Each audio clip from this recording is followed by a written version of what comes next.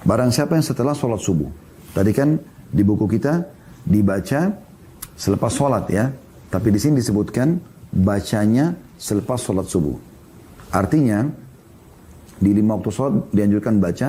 Tapi di sholat subuh ini, dan ada riwayat lain juga menyebutkan asar dan maghrib ya. Anjurannya 10 kali. 10 kali. Kalau habis sholat duhur ya, dan isya, ini anjurannya baca sekali-sekali saja. Ya. Nah kalau Anda jaga selepas sholat subuh, selepas sholat asar, selepas sholat maghrib ini, Anda baca 10 kali, perhatikan. Hadis ini dulu menyebutkan tentang masalah subuh dulu ya. Kata Nabi SAW, barang siapa yang selepas sholat subuh, semenjak dia menekuk kedua kakinya. Jadi belum mengubah posisi ya kaki kanan yang masih terlipat jari-jarinya dan kakinya ke atas ya. Gitu. Barang siapa yang selepas sholat subuh, sementara dia masih menekuk kedua kakinya, sebelum dia berbicara sama orang, membaca, La ilaha illallah wahdahu la syarikalah, lahul mulku wa lahul hamdu, yuhyi wa yumit, wa huwa ala kulli syai'in qadir, 10 marrat. Tidak ada Tuhan yang berhak disembah kecuali Allah, miliknya lah kerajaan, miliknya lah puji-pujian, dia maha hidup dan dia yang menghidupkan dan mematikan, dan dia mampu mengerjakan apa yang dia inginkan 10 kali.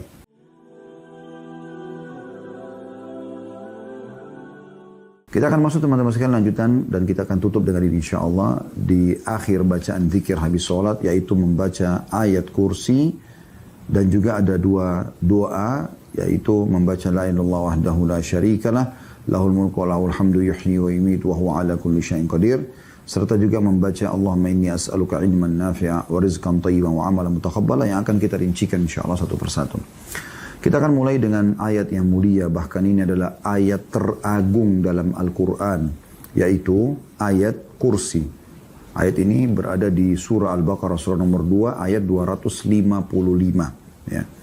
Dan ini ayat yang tidak boleh luput dari setiap muslim untuk dihafal, lalu diajarkan terutama kepada orang-orang terdekat kita, anak-anak, pasangan hidup, ya, kerabat kita, bawahan, dan seterusnya. Karena ini ayat sangat besar sekali manfaatnya sebagaimana akan kita bahas. Namun sebelumnya kita akan bacakan dulu. A'udzubillahi minasyaitonirrajim. Bismillahirrahmanirrahim. Allahu la ilaha illa huwal hayyul qayyum. Allah, siapa Allah itu? Tiada Tuhan yang berhak disembah melainkan Dia. Artinya, tiada pencipta, pemilik, penguasa ya, yang menghidupkan, yang mematikan, yang menggantikan siang dan malam kecuali Allah. Dan Dia berhak disembah, artinya ditunduki, dipatuhi. La ta'khuduhu sinatun wala naum. Dia tidak akan pernah. Ya, maaf. Allahu la ilaha illa, tadi sudah kita jelaskan itu, illa huwa, ini sudah kita jelaskan, tidak Tuhan yang berhak disembah kecuali Allah. Lalu ada sifat Allah yang lewat tadi, al-hayyul qayyum, ya. Artinya yang hidup kekal, lagi terus menerus mengurus makhluknya, ya. Jadi kita temukan tidak pernah air habis, tidak pernah udara habis, ya. Selalu saja semua kebutuhan dan dibutuhkan untuk roda kehidupan di muka bumi ini Allah penuhi, dan itu sifat Allah. Itu potongan ayat kursi yang pertama, Allahu la ilaha illa huwal hayyul qayyum. Ya. Kemudian, la ta'khuduhu sinatun wala naum. Allah tidak pernah mengantuk, apalagi tidur. Ya. Allah tidak pernah mengantuk, apalagi tidur. Jadi, mengantukkan itu berarti orang sudah tidak bisa beraktivitas maksimal, karena dia ngantuk. Apalagi kalau tidur, sampai ada hadis Nabi SAW, rufi al-qalamu an thalath. Diangkat pena catatan amal dari 3 orang. Salah satunya wa anin naimi hatta yastaqid. Orang tidur sampai dia bangun, karena orang tidur itu dianggap tidak akalnya tidak bisa dikenain hukum. Pada saat dia memukul, pada saat dia teriak, pada saat dia berbicara, itu nggak bisa dijadikan sebagai hukum gitu. Nah, itu sifat kekurangan, dan berarti menandakan lemahnya manusia atau makhluk sampai mereka tidur. Tapi Allah punya sifat kausalitas, sifat kesempurnaan. Allah itu tidak mengantuk apalagi tidur. Dan sudah pernah kita sampaikan riwayat, saya ingatkan kembali, bagaimana Nabi Musa alaihissalam dalam salah satu athar disebutkan pernah bertanya, ya Allah, apakah engkau mengantuk? Apakah engkau mengantuk? Ya, maka Jibril alaihissalam diutus oleh Allah SWT untuk menyampaikan kepada Musa, ya, bahwasanya Tuhanmu mengirim salam kepadamu hai Musa, dan Tuhanmu Allah memerintahkan engkau agar memegang sebuah wadah. Sebuah wadah, jangan engkau pindahkan sampai engkau diperintahkan. sampai engkau diperintahkan. Maka Musa pun alaihissalam memegang dari waktu diperintahkan sampai menjelang malam. Dan dia pun akhirnya mengantuk. Musa alaihissalam begitu ngantuk, tertidur, dia jatuh wadah tersebut, bejana tersebut, dan tumpahlah air itu. Maka pada saat itu pun Allah berfirman kepada Musa, hai Musa, ketahuilah kalau aku mengantuk apalagi tidur, maka alam semesta ini seperti air yang ada di bejanamu. Maka tidak akan mungkin bisa tertata rapi seperti ini, pergantian siang malam, ya, semua bulan, matahari dan planet-planet ini berputar ya di luasnya dan tidak pernah mendahului satu sama yang lain, ya, baik malam dengan siang dan juga perputaran bumi saja, ya, kalau dia keluar lebih cepat sedikit atau lebih lambat sedikit dari ya perputarannya sekarang, maka akan mengacaukan semua kehidupan, gitu kan, bahkan akan menghancurkan apapun yang ada di dalamnya. Tapi kuasa Allah Subhanahu wa taala mengatur semua itu, ya. Dan ini pasti menandakan ada Tuhan memang yang tidak pernah ngantuk ataupun tidur. Ini sifat Allah Subhanahu wa taala. Lalu lanjutannya, lahu ma fis samawati wa ma fil ard, miliknya lah atau kepunyaannya lah semua apa yang di langit dan di bumi. Ya. Ini kalau Anda fahami makna kalimat ini luar biasa. Ini penguatan terhadap tauhid kita. Jadi teman-teman sekalian, sehebat apapun yang kita miliki dari keterampilan dan kemampuan, misalnya ilmu pengetahuan, fisik yang kekar, wajah yang cantik atau gagah, ilmu pengetahuan yang luas gitu, kita memiliki gelar akademik sampai ke profesor dan segala macam ini, itu teman-teman sekalian, kalau kita menyadari dan kita mentauhidkan Allah SWT, kita akan tahu ternyata itu tidak ada apa-apanya. Tidak ada apa-apanya dengan ilmu Allah yang maha luas. Karena kita terbukti sampai kita berumur apapun, selalu ada saja hal yang kita tidak ketahui. Ya. Begitu juga dengan kelebihan fisik segala macam. Masih ada saja orang yang lebih tampan, ada yang lebih cantik, ada yang lebih putih dan seterusnya. Ya. Dan kalaupun ada orang yang berbuat buruk kepada kita, maka kita pun tahu dengan tauhid ini bahwasanya dia juga makhluknya Allah, dengan izin Allah pun dia bisa melakukan itu, ya. Maka kalau Anda memiliki nikmat yang Allah berikan, kembalikan kepada lahu ma fis samawati wa ma fil ard, milik Allah semua itu. Tidak boleh kita mengatakan, oh ini karena saya baca buku yang banyak, oh ini karena saya memang berusaha untuk mendalami bisnis ini dan bisnis itu sehingga saya bisa maju. Tidak, akhi dan ukhti. Yang kita bahasakan adalah Allah lah yang telah memudahkan saya seperti ini. Nah itu mentauhidkan Allah Subhanahu wa taala dan mengembalikan memang semuanya kepada pencipta, karena Allah lah yang memudahkan mata kita bisa melihat, telinga kita bisa mendengar, lisan kita bisa mengucap, tangan kita menjamah, kaki kita melangkah, hati kita merenung, ya, pikiran kita, otak kita berpikir dan seterusnya. Ini kan memang ada penggeraknya, ada penciptanya. Qarun Allah Subhanahu wa taala hancurkan justru karena itu kan. Justru karena permasalahan dia, ya, menganggap dia menjadi kaya justru karena kehebatan dia. Itu Allah sebutkan dalam Al-Quran. Dan itu tidak boleh sama sekali. Ya. Dan kalaupun ada orang yang ingin berbuat jahat, sehebat apapun makar yang mereka lakukan. Sekali lagi, sehebat apapun makar yang mereka lakukan, ya, dan berusaha untuk menipu Anda, melakukan kejahatan-kejahatan, tetap Allah Maha Kuasa. Tidak akan terjadi kecuali dengan izin Allah Subhanahu wa taala. Tidak akan terjadi kecuali dengan izin Allah Subhanahu wa taala. Dan Anda bisa minta perlindungan kepada Allah. Allah Maha Kuasa. Allah ala kulli syai'in qadir. Allah mampu mengerjakan apapun yang Dia inginkan, kan gitu. Jadi tidak ada sesuatu yang mustahil. Ya, jangan Anda putus asa dari rahmat Allah Subhanahu wa taala. Jadi mau dapat sesuatu yang baik, minta sama Allah, karena Dia pemilik langit dan bumi. Mau selamat dari semua keburukan juga minta kepada Dia. Lalu potongan selanjutnya, man dzalladzi yashfa'u 'indahu illa bi'idnih. Tidak akan pernah ada yang bisa memberi syafaat di sisi Allah kecuali dengan izinnya. Maksudnya pertolongan, rekomendasi. Kan biasanya orang kalau mau selamat itu atau mau dapat satu kerjaan atau apa saja, dia kan cari rekomendasi, ya. Maka di sisi Allah SWT, terutama pada hari kiamat nanti, tidak ada yang bisa sama sekali kecuali yang Allah izinkan. Itu menandakan sifat, ya, kepemilikan yang mutlak dari Sang Pencipta Allah. Kemudian ya'lamu ma baina aydihim wa ma khalfahum, dan Allah mengetahui apa-apa yang ada di hadapan dan di belakang mereka. Ya. Wala yuhituna bi syai'in min 'ilmihi illa bima syaa', dan mereka tidak mengetahui apa-apa dari ilmu Allah melainkan apa yang dikehendakinya. Jadi kita sangat terbatas sekali pengetahuan kita, gitu ya. Wasi'a kursiyyuhu as-samawati wal ard. Ya. Kursi Allah meliputi langit dan bumi. Wala ya'uduhu hifdhuhuma wa huwal 'aliyyul 'azim. Dan Allah tidak merasa berat memelihara keduanya, dan Allah Maha tinggi lagi Maha besar. Allah Maha tinggi lagi Maha besar. Jadi ini terjemahan sekaligus sedikit tadabbur tentang ayat kursi. Baik teman-teman sekalian, kita coba fokus dulu kepada keutamaan daripada ayat kursi ini. Ya, keutamaan daripada ayat kursi ini. Ayat kursi ini sebagaimana saya bahasakan tadi teman-teman di pembukaan adalah ayat yang paling agung. Artinya paling besar pahala kalau dibaca, kemudian paling besar manfaatnya, ya, paling Allah cintai. Itulah ayat kursi. Setelah mengangkat ayat kursi,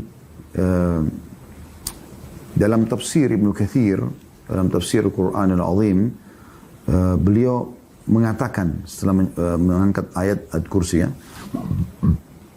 Al-Baqarah surah nomor 2 ayat 255, beliau mengatakan ayat kursi memiliki kedudukan yang sangat agung karena tersebutkan dalam sebuah hadis yang sahih dari Rasulullah sallallahu alaihi wasallam bahwa ia merupakan ayat teragung yang terdapat dalam Al-Quran. Ya, seperti itu. Nah, di antara keutamaan ayat kursi atau berhubungan dengan masalah ayat yang paling agung ini, ada sebuah riwayat bahwasanya pernah pertanyaan diajukan oleh Rasulullah SAW kepada Ubay bin Ka'ab, ya, sahabat Nabi radhiyallahu anhu. Kata Nabi SAW, ayat mana yang paling agung dalam kitabullah? Maka Ubay menjawab, ayat kursi. Maka beliau SAW menepuk dada Ubay, kemudian mengatakan, wahai Abu Munzir, sesungguhnya engkau berbahagia dengan ilmu yang telah engkau miliki. Hadis ini riwayat Muslim. Ya. Artinya dengan mengetahui saja, Ubay radhiyallahu anhu mengetahui bahwasanya ayat kursi adalah ayat teragung, sudah cukup Nabi SAW memujinya dan mengatakan, ya, sesungguhnya engkau berbahagia. Artinya makna hidup akan berbahagia dunia dan akhirat dengan ilmu yang kau miliki. Artinya dengan kau fahami saja ayat kursi ini, itu udah luar biasa karena mengandung sifat-sifat, ya, kemahakuasaan Allah Subhanahu wa taala, tauhid.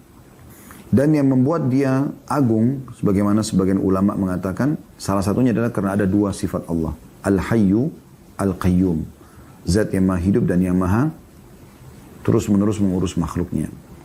Ada juga sebuah hadis, ya, yang dihasankan oleh sebagian ulama tentang lafaz istighfar. Yang kata Nabi SAW sampai membaca astaghfirullahal azim alladzi la ilaha illa huwal hayyul qayyum. Ada al-hayyul qayyum wa atubu ilai, akan diampuni dosanya walaupun sebanyak buih di lautan. Ya, ini kan ada sifat al-hayyu al-qayyum. Nah, ini kurang lebih keutamaan, ya, dari ayat kursi, yaitu ayat yang paling agung. Selanjutnya teman-teman, itu kalau yang pertama. Yang kedua, dia adalah melebihi langit dan bumi, ya, maksudnya kadarnya. Kalau Anda lihat bumi, langit dan bumi ini besar sekali dan segala macam fasilitas. Ayat kursi satu ini sudah cukup untuk menyaingi semua itu. Sesuai dengan hadis Nabi SAW. Hadis ini riwayat Tirmidzi, ya. Kata beliau, tidaklah Allah menciptakan langit dan bumi melebihi agungnya ayat kursi. Tidaklah Allah menciptakan langit dan bumi melebihi agungnya ayat kursi. Karena dalam ayat kursi terdapat, ya, atau ayat tersebut mencakup nama dan sifat Allah.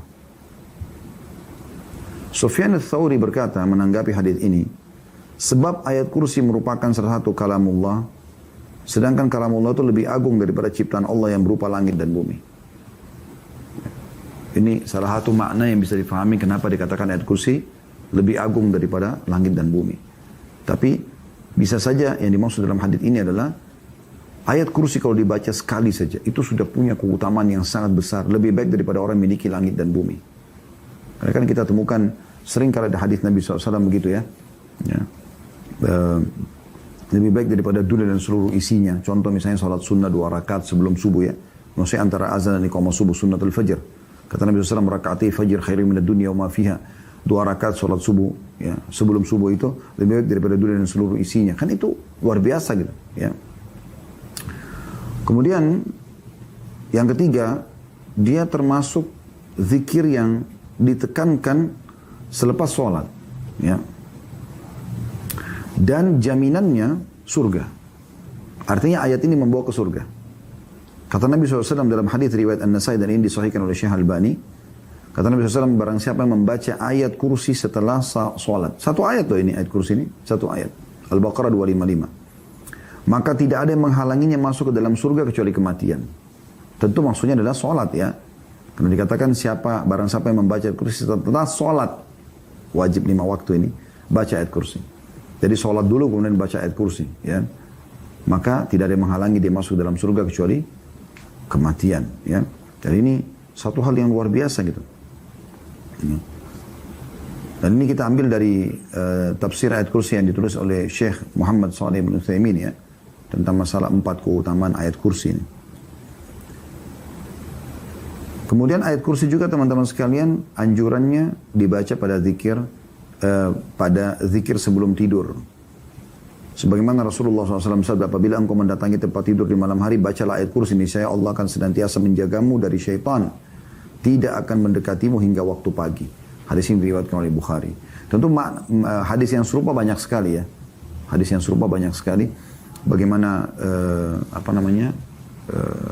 Abu Hurairah diajarkan oleh seorang sosok syaitan yang mencoba mencuri dari Baitul Mal ayat kursi yang dia janjikan bahwasanya itu akan menyelamatkan dari gangguan syaitan, dan Nabi SAW membenarkan statement itu tapi mengatakan yang mencuri itu adalah syaitan.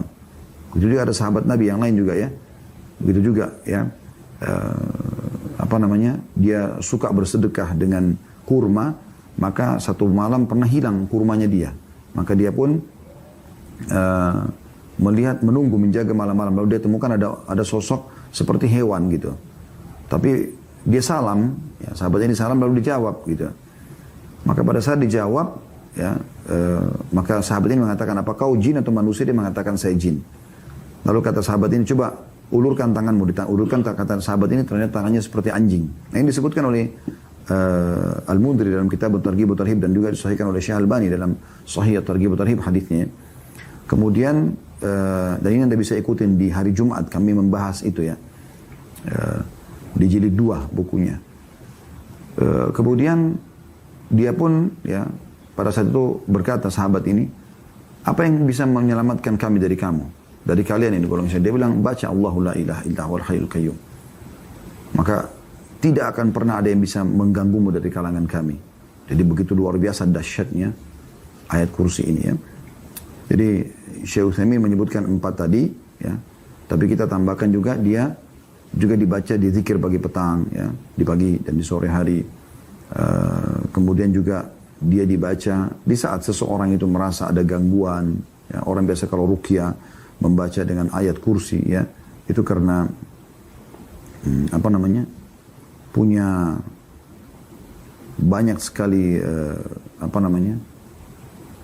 hadis-hadis yang menyebutkan kalau Allah akan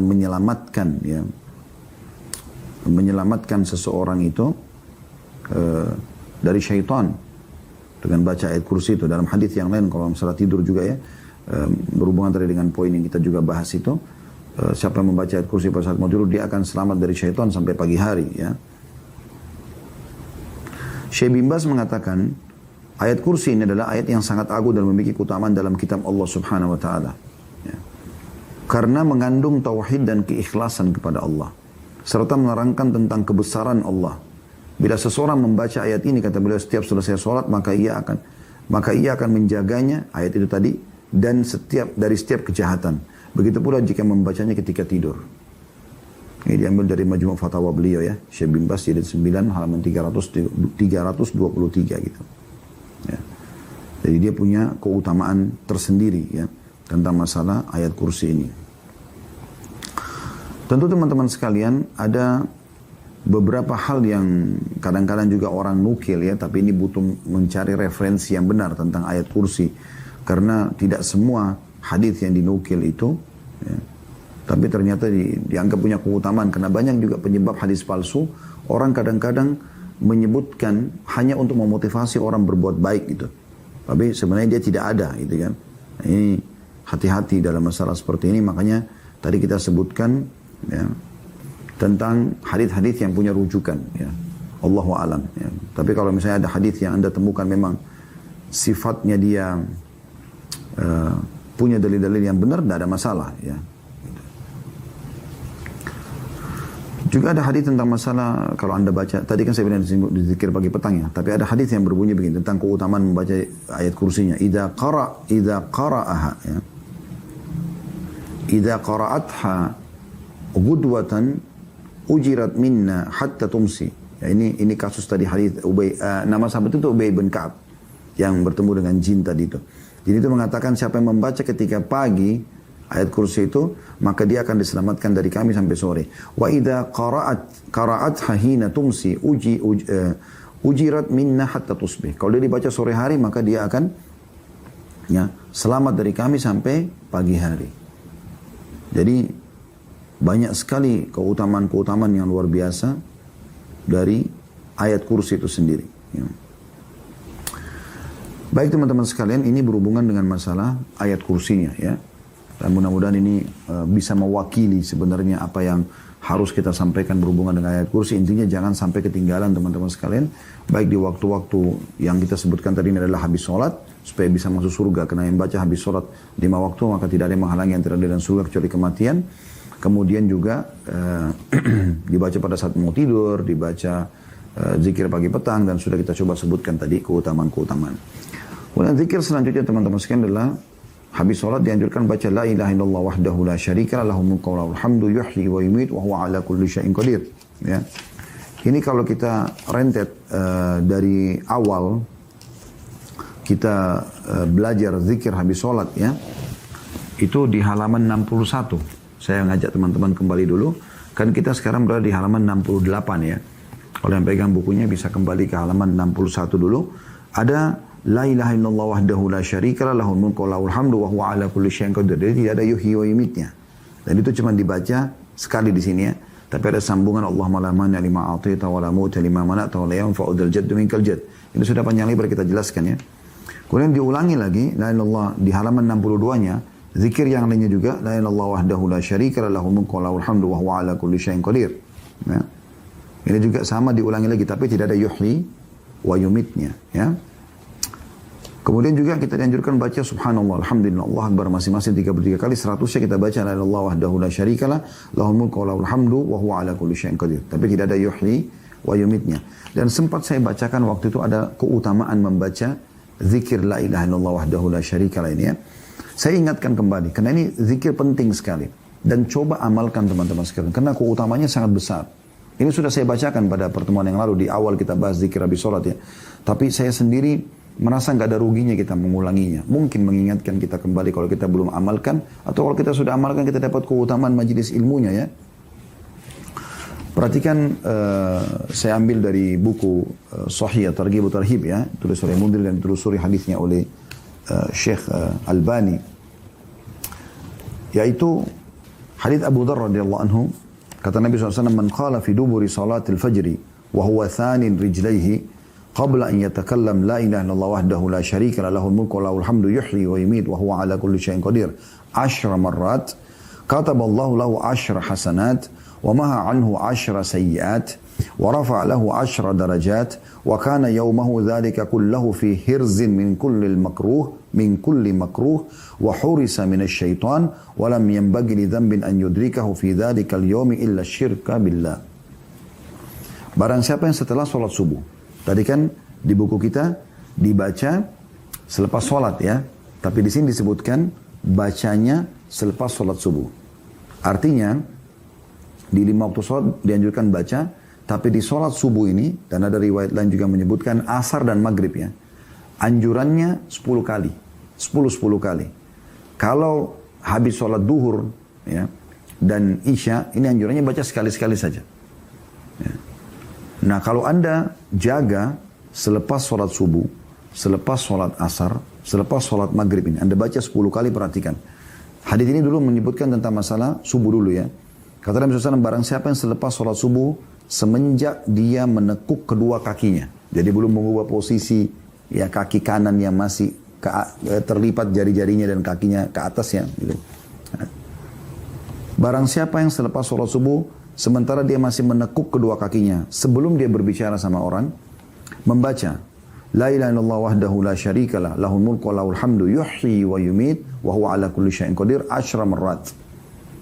Tidak ada Tuhan yang berhak disembah kecuali Allah, miliknya lah kerajaan, miliknya lah puji-pujian, dia maha hidup dan dia yang menghidupkan dan mematikan, dan dia mampu mengerjakan apa yang dia inginkan 10 kali. Di sini hadis tentang subuh ya. Lalu kata Nabi SAW, kataballahu lahu 10 hasanat. Allah akan catatkan baginya 10 pahala. Wa maha anhu 10 sayyiat, dan akan dihapus darinya 10 dosa. Wa rafa'a lahu 10 darajat, dan akan diangkat untuknya 10 derajat. Wa kana yaumahu dzalika kullahu fi hirzin min kulli makruh. Dan pada hari itu dia akan dijauhkan dari semua yang dia tidak suka. Wa hurisa minasyaitan, dan diselamatkan dari syaitan. Walam yanbaghi li dzambin an yudrikahu fi dzalikal yaumi illa syirka billah. Dan tidak akan ada dosa yang bisa membinasakan dia, menyusahkan hidupnya, menjadikan dia kecuali syirik kepada Allah. 10 kali. Anda dapat keutamaan pertama, dicatat 10 pahala. Keutamaan kedua, dihapus 10 dosa. Keutamaan ketiga, diangkat 10 derajat. Di keutamaan keempat, dia akan diselamatkan dari semua yang dia benci pada hari itu. Apapun yang membahayakan, dia akan hilang. Yang kelima, dia akan selamat dari syaitan pada hari itu. Yang keenam, tidak ada dosa yang bisa membinasakan dia, menyusahkan hidupnya kecuali syirik kepada Allah. Ya. Ini yang keenam. Yang ketujuh, ada riwayat ditambah. Ya. Tambahan riwayat lain, yaitu wa kana lahu bikulli wahidatin qalaha itqu raqabatin mu'minah. Dan setiap satu kali dia ucapkan, dia mendapatkan seperti membebaskan satu orang hamba sahaya. Kan disuruh baca 10. Berarti dia dapat keutamaan seperti bebasin 10 orang budak. Bagaimana Anda kalau bebasin satu orang budak, selama dia bebas, dia mulai beraktivitas kemana-mana, ya, maka Anda akan panen pahalanya. Karena Anda yang bebasin dia kan. Kasus Bilal dibebaskan oleh Abu Bakar. Dan Abu Bakar panen semua pahala Bilal. Karena beliau yang bebaskan sehingga Bilal bisa luasa beribadah, bisa makan tenang, bisa berumah tangga. Dan semua keturunannya kemana-mana gitu. Ya. Karena semuanya jadi bebas karena kasus pembebasan. Makanya pahalanya sangat besar gitu. Nah kita kalau baca ini teman-teman. La ilaha illallah wahdahu la syarika lah, lahul mulku wa lahul hamdu yuhyi wa yumiit wa huwa ala kulli syai'in qadir. Selepas subuh 10 kali. Dicatat baginya 10 pahala. Dihapus darinya 10 dosa. Ya. Diangkat 10 derajat. Dihilangkan dari semua yang dia benci pada hari itu. Tidak ada yang bisa menimpa masalah buat dia. Kemudian diselamatkan dari syaitan. Itu sudah 5. Yang keenam, dia tidak akan pernah binasa ya, dari dosa apapun kecuali syirik. Yang ketujuh, ya, maaf ini yang ya, diberikan catatan 10 pahala, dihapuskan 10 dosa, diangkat 10 derajat, diselamatkan dari semua yang dia benci, diselamatkan dari syaitan, dan dia tidak akan binasa kecuali ya, dosa syirik. Yang ketujuh, dan dia akan mendapatkan setiap satu kali ucapan sama pahalanya bebasi satu budak. Berarti kalau 10 orang budak. Itu sudah 7 keutamaan. Dalam riwayat An-Nasai, tadi kan itu riwayat Abi Dzar ya, radhiyallahu anhu. Sekarang kalau dalam riwayat Mu'adz bin Jabal radhiyallahu anhu berbunyi, "Wa man qalahunna hina yansarifu min salatil 'ashri, u'tiya mithla dzalika fi lailatihi."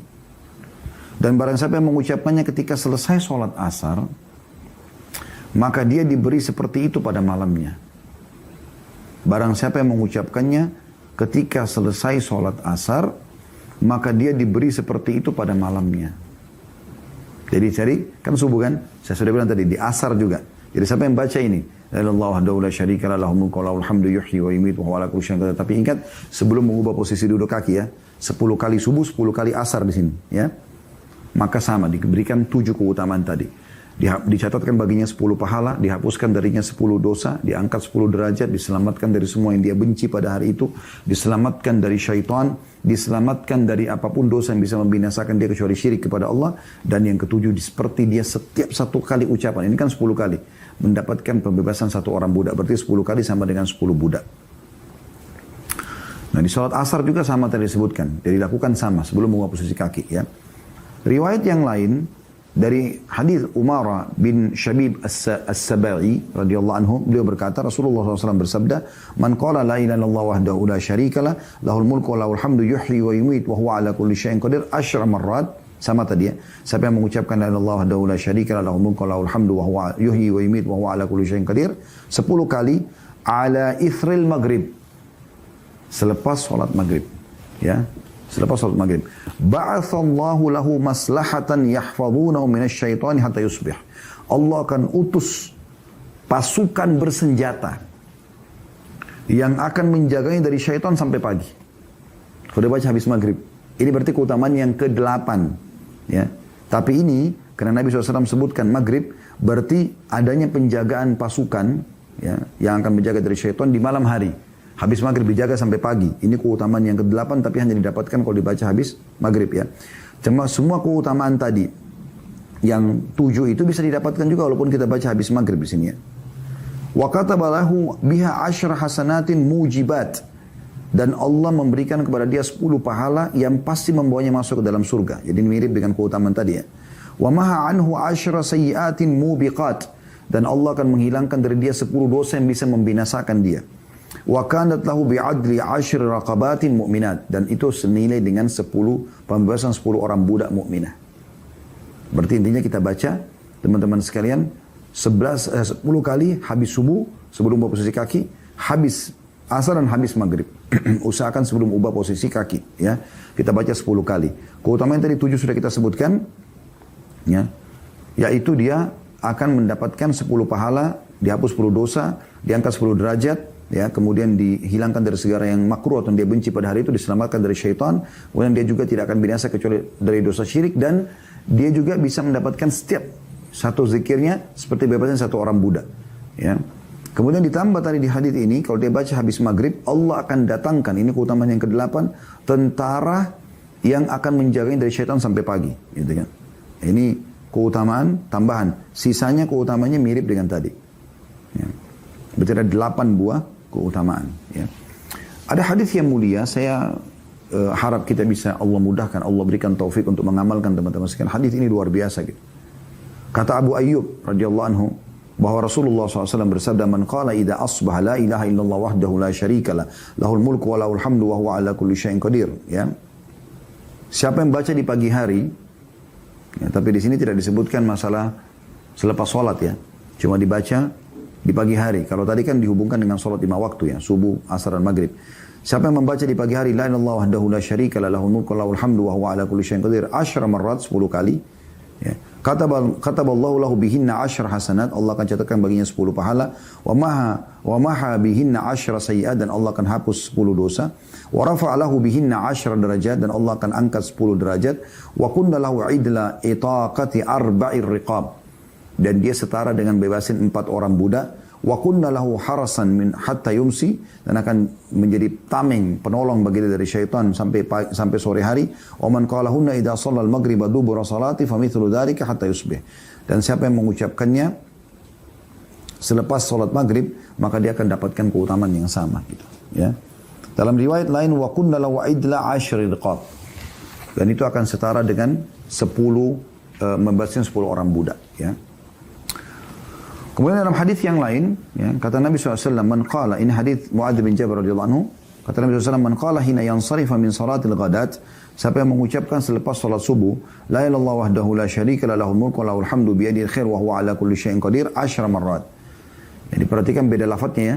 Siapa yang mengucapkan selepas salat subuh, "La ilaha illallah wahdahu la syarika lah, lahul mulku wa lahul hamd," sampai sini berhenti dulu. Tadi kan yuhyi wa yumit. Kalau ini tidak ada yuhyi wa yumitnya.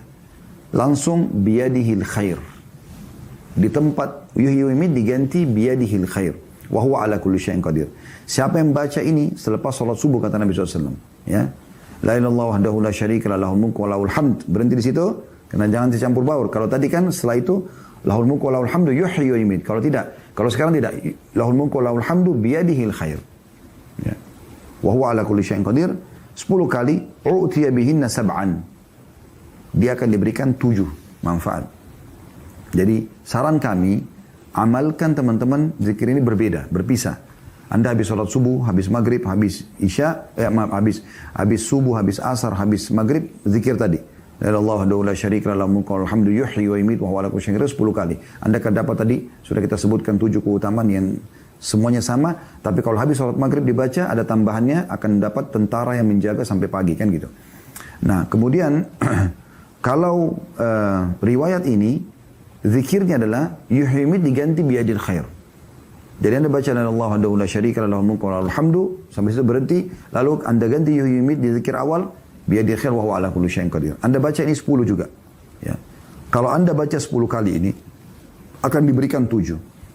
Yaitu yang pertama, kataballahu lahu bihinna 10 hasanat. Allah catat lagi baginya 10 pahala. Beda dengan yang tadi ya. Yang tadi pakai yuhyi wa yumiit, ini pakai biadil khair. Wa maha anhu bihinna 10 sayiat, dan akan dihapus darinya 10 dosa. Wa rafa'a lahu bihinna 10 derajat, dan akan diangkat dia 10 derajat, ya. Wa kunna lahu idla 10 nasamat, dan dia setara dengan membebaskan 10 orang budak, ya, membebaskan 10 jiwa.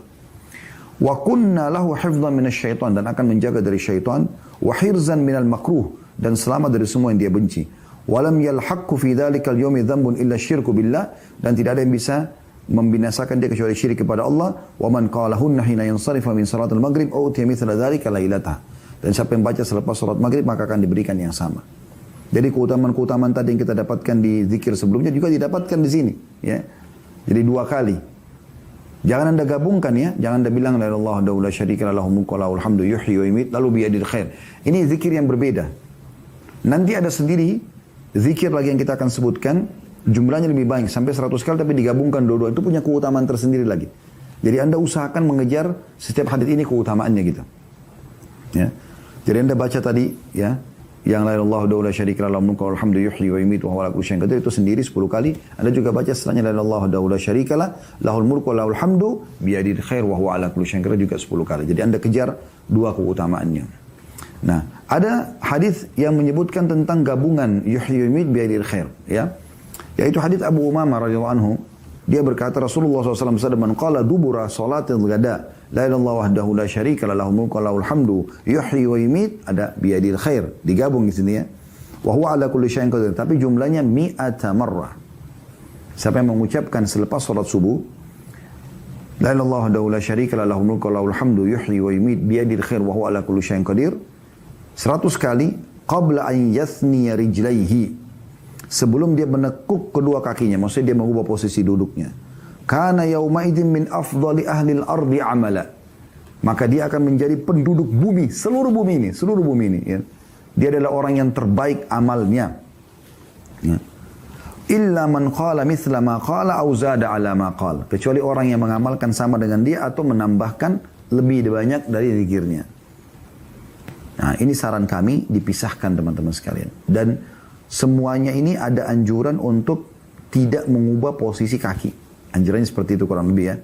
Baik tadi baca yang 10 kali atau baca yang 100 kali, ya. Cuma memang beda lafaz, dan ini usahakan semuanya diamalkan gitu. Kemudian dalam hadis yang lain dari Abdurrahman bin Ghanam dari Nabi radhiyallahu anhu, Nabi SAW bersabda, "Man qala qabla an yansarifa wa yathni rijlaihi min salatil maghribi was subhi", barang siapa yang mengucapkan man qala qabla an yansarif, sebelum dia berdiri meninggalkan tempat sholat dan juga mengubah posisi duduknya, ya, di sholat maghrib dan subuh, la ilaha illallah wahdahu la syarika lahul mulku wa lahul hamdu yuhyi wa yumiit wa huwa ala kulli syai'in qadir 10 marrat kataballahu lahu bi kulli wahidatin 10 hasanat. Yang baca ini sebelum mengubah posisi kakinya 10 kali, maka dia akan mendapatkan 10 pahala. Wa maha anhu 10 sayiat, dan akan dihapus darinya 10 dosa. Wa rafa'a lahu 10 derajat, dan diangkat 10 derajat. Wa kanat hirzan minasyaitan, wa kanat hirzan min kulli makruh, dan itu akan menjaganya dari semua yang dia benci. Wa hirzan minasyaitanir rajim, dan menyelamatkan dari syaitan yang terkutuk. Wa lam yahilla li dzambin an yudrikahu illa syirk, dan tidak ada dosa yang bisa membinasakannya kecuali syirik. Wa kana min afdhalin nasi amalan illa rajulan yafdhuluhu wa yaqulu afdhala mimma qala, kecuali orang, dan dia akan menjadi manusia terbaik kecuali ada orang yang melebihi dari apa yang dia kerjakan. Jadi ini zikir yang luar biasa yang harusnya dijaga, ya. Nah, kita kembali ke buku kita teman-teman sekalian. Kalau di buku kita, ya, di halaman 68, buku yang kita bahas, buku kecil, ya, kita kembali ke buku doa lagi, ya, yang ini. Itu adalah la ilaha illallah wahdahu la syarika lahu mulku wa lahul hamdu yuhyi wa yumiit wa huwa ala kulli syai'in qadir. Dan ini disebutkan di semua waktu salat. Karena ini kan zikir salat yang kita belajar, ya. Tapi dalam Sahih Targhib wa Tarhib tadi dirincikan. Kalau kita pegang hadis ini atau kita baca hadis ini kan tidak disebutkan waktu salat mana saja, tapi hadis yang baru kita bacakan itu disebutkan. Kalau kita hubungkan berarti salat duhur dan salat isya yang kita baca sekali-sekali. Tapi salat subuh, asar dan maghrib kita bacanya 10 kali, dan sudah kita sebutkan tadi keutamaan-keutamanya. Ada tulisan di sini, ya. Ini dibaca 10 kali sesudah sholat maghrib dan subuh. Maksudnya tadi hadis la ilaha illallah la syarikalah. Ya. Jadi di sini di buku ini juga dikuatkan seperti apa yang dibahas oleh Sahih Targhib Tarhib ya. Berarti ya sama, kurang lebih habis duhur dan habis isya kita bacanya sekali gitu. Oke. Selanjutnya doa terakhir, Allahumma inni as'aluka ilman nafi'a. Ya Allah, aku memohon kepadamu ilmu yang bermanfaat, wa rizqan tayyiba, dan rezeki yang baik. Wa amalan mutaqabbala, dan amal yang diterima. Dan amal yang diterima. Ya. Ini dikatakan dibaca setelah salam dari sholat subuh. Jadi bukan di semua sholat, tapi di sholat subuh. Ya. Hadis ini diriwayatkan Ibnu Majah dengan ahli hadis yang lain. Dan juga bisa dilihat dalam Sahih Ibnu Majah jadi 1 halaman 152. Dan Majma' Az-Zawaid jadi 10 halaman 111. Baik, kita bedah doa terakhir ini teman-teman. Ini dibaca habis subuh, selepas sholat, selepas salam. Allahumma inni as'aluka ilman nafi'a. Ini pelajaran penting ya. Berarti Islam selalu memotivasi agar seluruh penganutnya memiliki ilmu. Memiliki ilmu yang luas ya. Ya, dan ilmu yang benar sesuai dengan Al-Quran dan Sunnah. Dan ini ada motivasi khusus. Bagaimana di awal kita mau memulai aktivitas kita di pagi hari, kita dianjurkan minta ilmu yang bermanfaat. Ilmu yang bermanfaat ya. Kemudian warizqan tayyiba. Warizqan tayyiba artinya rezeki yang baik. Rezeki yang baik. Ya. Di sini maksudnya rezeki yang baik adalah rezeki yang halal dan membawa manfaat. Anda bisa lihat di situ terjemahannya ya. Rezeki yang baik dalam kurung halal dan membawa manfaat. Karena bisa saja orang cari dari sumber yang haram, lalu dia makan, ini jadi masalah buat dia. Ya. Karena makanan dan minuman haram atau sesuatu dari haram ini, itu efeknya sangat besar sekali. Ini sudah panjang lebar kami jelaskan di Tablik Akbar dulu ada, dan Anda bisa lihat di playlist insya Allah, akibat makanan haram. Ya. Kemudian, dan amal yang diterima, wa amala mutaqabbala, artinya seluruh amal saleh yang dikerjakan, yang aku kerjakan, itu diterima. Jadi jangan luput, insya Allah semoga Allah mudahkan kita mengamalkan di pagi hari. Jadi 3 hal ini yang paling penting dalam kehidupan seorang muslim. Bagaimana dia diberikan ilmu bermanfaat, jadi hari tidak berlalu tanpa ada pelajaran ilmu agama, dan kalaupun sudah ada yang dia pelajari, dia mudah untuk mengamalkan. Kemudian rezeki yang baik-baik, rezeki yang banyak tapi halal. Dan juga bukan cuma itu, bermanfaat. Ada orang punya rezeki halal tapi sibuk nabung terus, tidak pernah sedekah. Ini keliru. Harusnya dia bawa hartanya ke akhirat. Yang sudah pernah kita jelaskan juga di keutamaan bersedekah ya. Ada judul Tablik Akbar kami, itu ceramah kami. Bisa Anda lihat di playlist keajaiban sedekah ya. Kemudian yang terakhir adalah minta amal kita diterima. Dan ini poin tidak kalah penting teman-teman sekalian. Jangan pernah merasa amal kita sudah diterima.